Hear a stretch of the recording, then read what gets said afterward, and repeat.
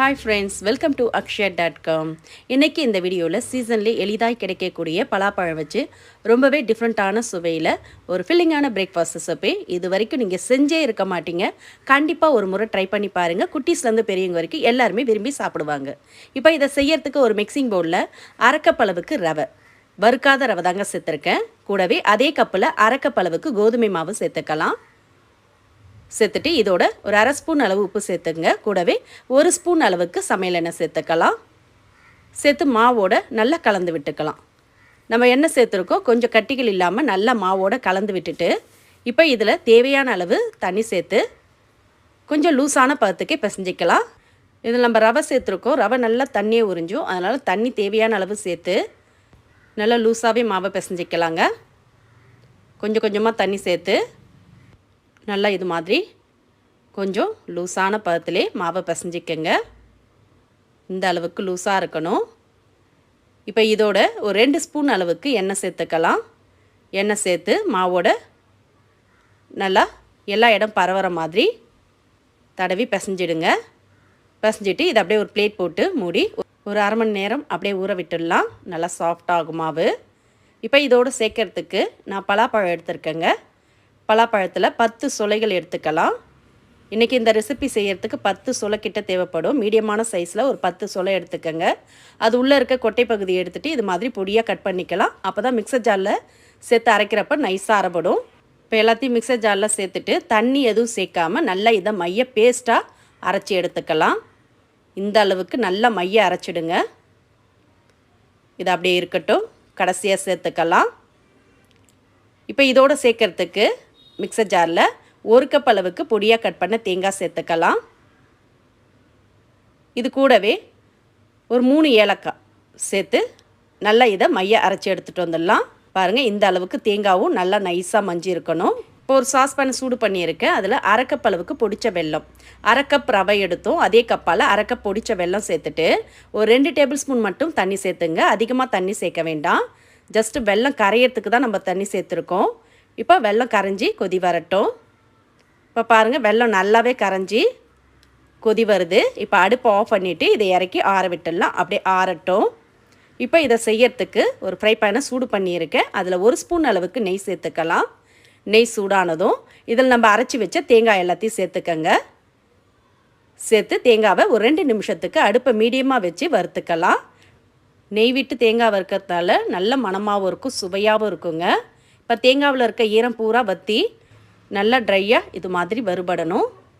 இப்போ இந்த அளவுக்கு நல்லா வறுபட்டதும் இதோட கரையை வச்ச வெள்ளைப்பாகை ஃபில்ட்ரு பண்ணி சேர்த்துக்கலாம். நல்லா திக்காக இருக்குது பாருங்கள், இந்த அளவுக்கு தான் திக்காக இருக்கணும். இப்போ நல்லா தேங்காவோட நல்லா கலந்து விட்டுடலாம்.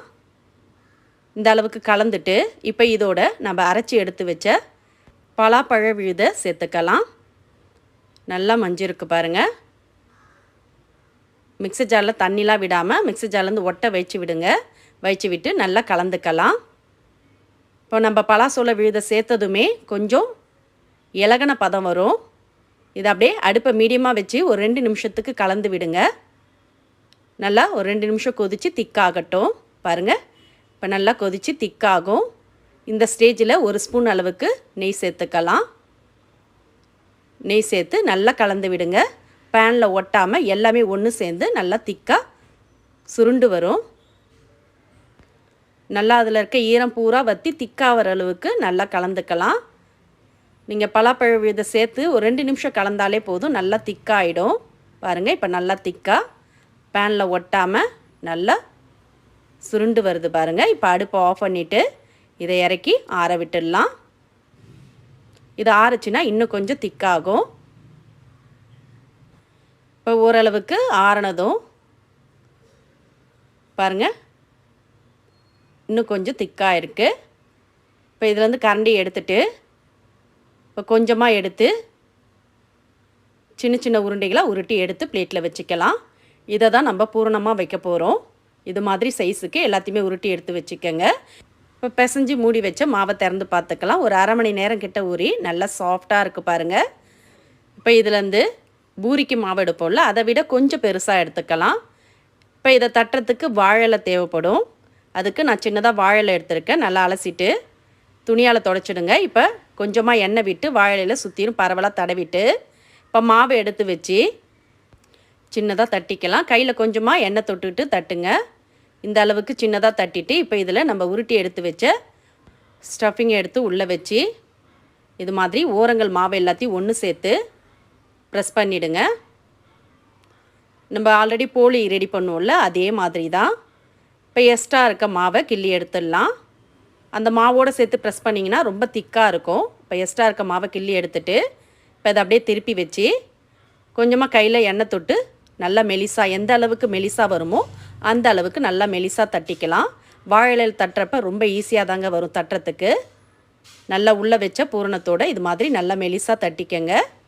இந்த அளவுக்கு மெலிசா இருக்கணும், ரொம்ப திக்காக இல்லாமல். இப்போ தட்டி எடுத்ததை தவாவில் போட்டு வேக வச்சு எடுத்துக்கலாம். இப்போ தவாவை சூடு பண்ணியிருக்கேன். அதில் நம்ம தட்டி எடுத்த மாவை போட்டு எவ்வளோ ஈஸியாக எடுக்க வருது பாருங்கள் இலையிலேருந்து. இப்போ இதை அப்படியே ஒரு 20 செகண்ட் வேகட்டும். வெந்ததும் திருப்பி போட்டுக்கலாம். திருப்பி போட்டு இன்னொரு சைடு வெந்து வரட்டுங்க. கொஞ்சமாக மேலே எண்ணெய் விட்டுக்கலாம். ரொம்ப ரொம்ப சுவையாக சாஃப்டாக இருக்கும். நம்ம எப்பயுமே போலி செய்கிறதுனா கடலைப்பருப்பு, வெல்லம், தேங்காய்லாம் சேர்த்து செய்வோம். இல்லாட்டி வெறும் தேங்காய் மட்டும் வச்சு செய்வோம். ஆனால் இந்த பலாப்பழ சீசனில் பலாப்பழமும் தேங்காயும் சேர்த்து ஒரு முறை இது மாதிரி செஞ்சு பாருங்கள். ரொம்ப ரொம்ப சூப்பராக அருமையாக இருக்கும். இந்த ரெசிபி உங்களுக்கு பிடிச்சிருந்தா வீடியோக்கு ஒரு லைக் கொடுங்க. ஃப்ரெண்ட்ஸ் அண்ட் ரிலேட்டிவோடு இந்த வீடியோவை ஷேர் பண்ணுங்கள். மறக்காமல் நம்ம சேனலை சப்ஸ்கிரைப் பண்ணிவிடுங்க. நன்றி, வணக்கம்.